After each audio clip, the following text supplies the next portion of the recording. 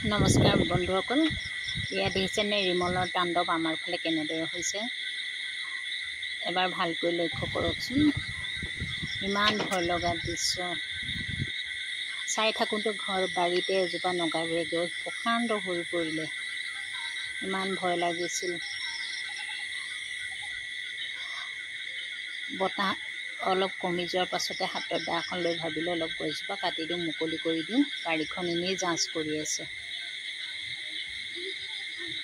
দেখিবলৈ বেয়া লাগিছে আৰু বাকী গছবিলাকো অনিষ্ট কৰি পেলাইছে।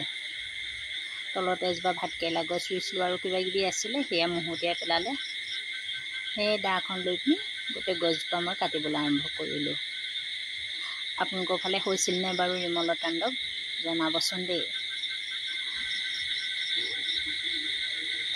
আৰু মোৰ চেনেলটো লাইক, শ্বেয়াৰ, ছাবস্ক্ৰাইব কৰিবলৈ নাপাহৰিব।